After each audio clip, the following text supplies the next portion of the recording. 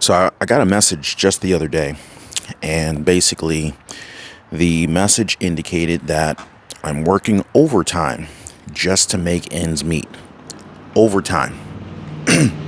So that means this individual is working more than 40 hours per week. More than 40 hours per week just to make ends meet. Rent prices are continuously rising, and expenses are continuously going higher. Fed Chair Jerome Powell indicated numerous times, even very recently, that more rate hikes are headed our way. In fact, normally what we would expect is that when reports come out that new jobs, higher jobs, more hiring is going on in 2022, generally speaking, that would be good news. However, we're in very unusual times here. These are actually unprecedented times. Everything is almost in reverse. The better the job market is, the worse the Fed is seeing it. What we're seeing is that as long as the job market remains strong, the Fed will continue to make life more and more painful for the average American. Rent prices will continue to go up in 2023. This is what we're continuously seeing and hearing. I'm receiving countless emails left and right. Hey, I just got a notice from my landlord indicating that, rent's going to go up in, 3 months.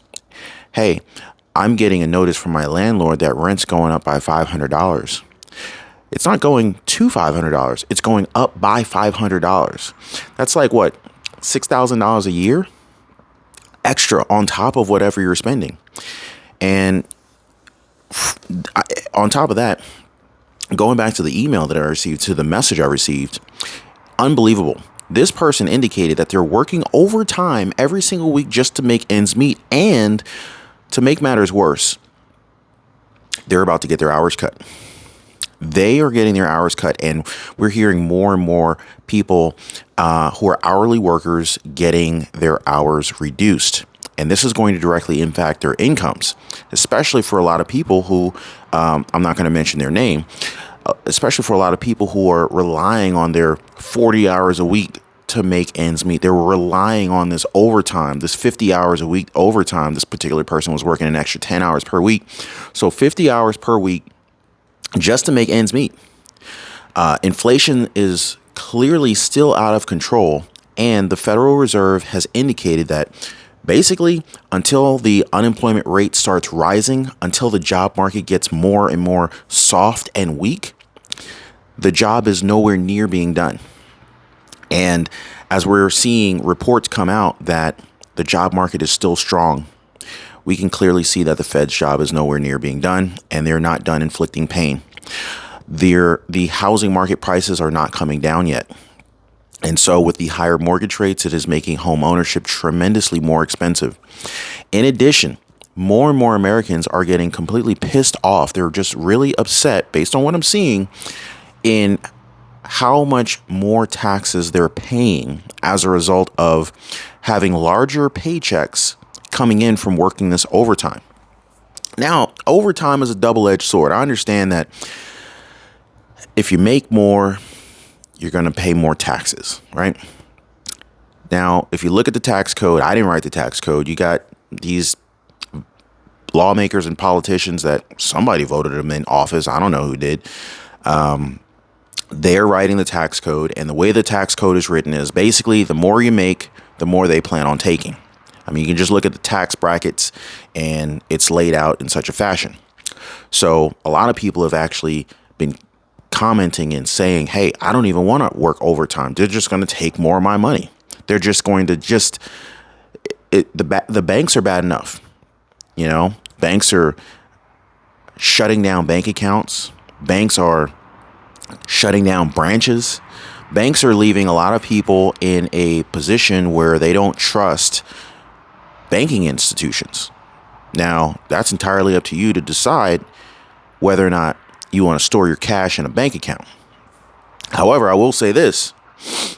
If you lived in if you lived in Central Florida and you experienced this recent hurricane, which, is quite a significant disaster for a lot of folks in that area. If you didn't have a bank account, if you didn't have a way to store your cash, if you didn't have a way to store your money outside of your home, your entire cash stockpile may have been completely wiped out and lost. So this kind of goes back to what we talked about in previous videos, not keeping all your eggs in one basket, having multiple baskets. So, I like having multiple bank accounts, multiple savings accounts, multiple checking accounts, multiple credit cards, multiple of everything. And so what this creates is redundancy, and it eliminates single points of failure. So if you've got one basket with all your eggs in it and something happens to that basket, you and your family have experienced shit hitting the fan. Period and point blank. I don't care how many cans and how much storage of, generators and fuel and whatnot you have. All your food stockpile. I mean, it was a devastation in Central Florida. FEMA's just now getting money and cash and checks out to the people who need help. However, it's going to take a long time to rebuild. It's going to take a very long time. I'm even seeing that people are still without power. So going back, rent prices are expected to continue to go up in 2023, and many people in the Central Florida area have nowhere to go home to. They may need to relocate for long periods of time. Who knows? So that's going to drive up rents, more than likely, in the surrounding areas. If they can't go back home, you need somewhere to stay. That's either going to drive up hotel prices per night. It's going to drive up short-term leases, long-term leases. It's going to affect rental markets of real estate, period, and point blank. I mean, you're not going to have that level of devastation and have things fixed and repaired that quickly. It's just not going to happen. Last month, median rent in the nation's largest 50 cities fell by a $10 per month value. This comes according to Realtors.com's latest data. However, a 1 month decline in prices isn't necessarily the start of a long-term trend. In fact, the rent price growth will likely remain elevated well into 2023. And this comes according to Realtor.com's chief economist. She says, "My expectation is that rent growth will slow, but we may not see it go back to what it was typical before the pandemic rather.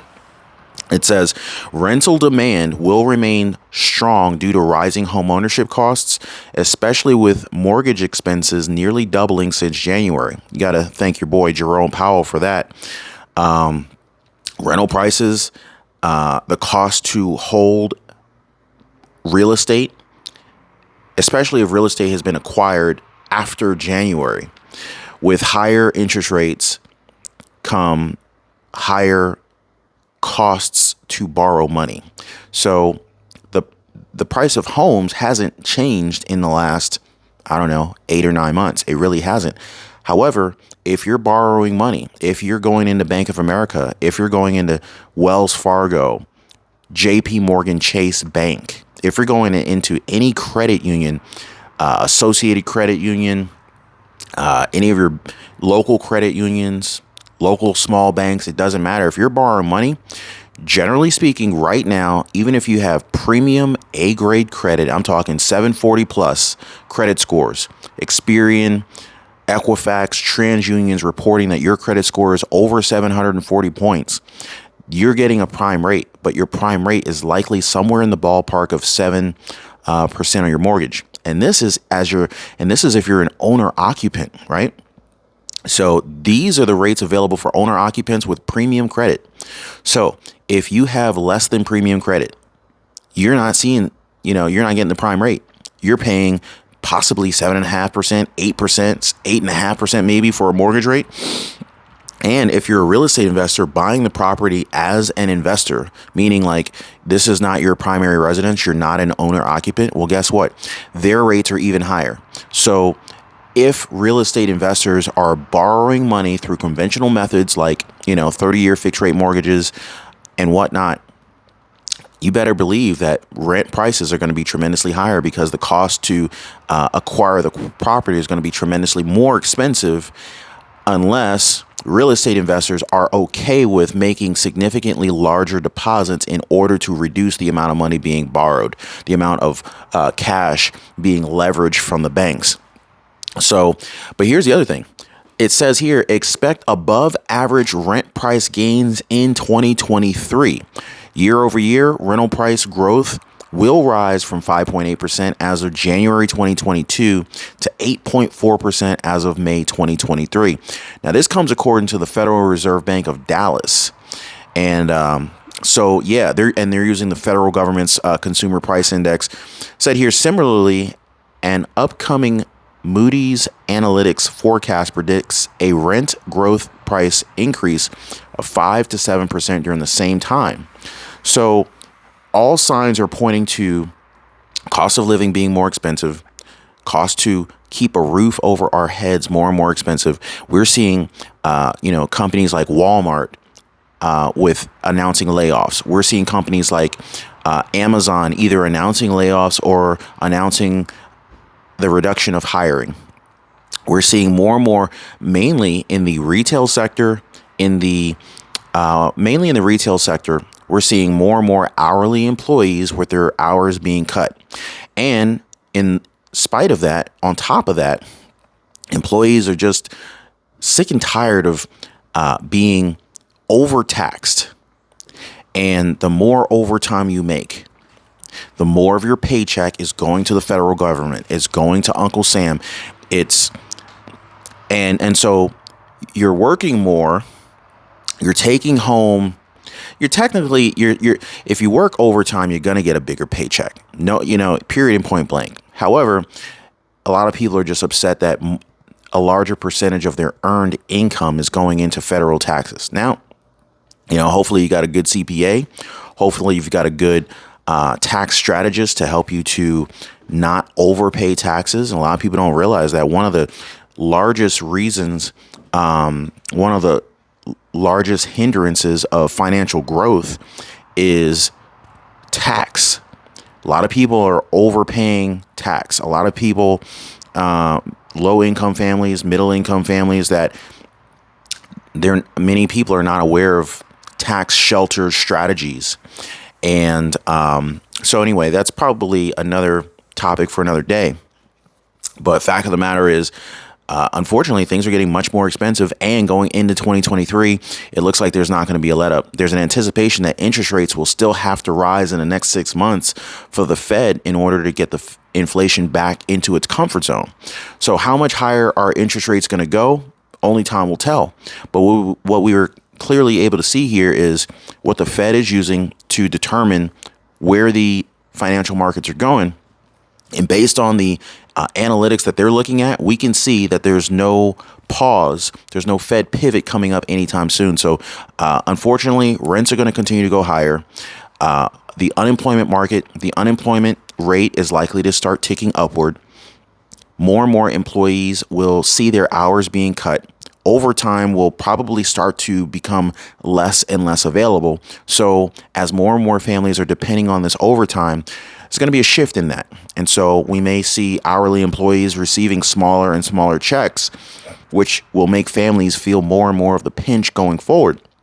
So this is kind of what we talk about in terms of economic preparation and preparing for what's coming down the pipeline. And so as we're seeing this, it's like, okay, families are going to have to create multiple streams of income, not even to kind of get ahead, which ideally you want to get ahead financially, but multiple streams of income may get to a point where it's a requirement just to keep your head above water. So, if you're living paycheck to paycheck, if your rent's going up, if you're getting a rent notice, if you're concerned about evictions, these are some things that families need to be thinking about in the coming days. So I wanted to just kind of bring you guys this quick update. Hope you got some value out of this. Drop a like on the channel. Consider subscribing. I'll see you guys on the next one. Be safe.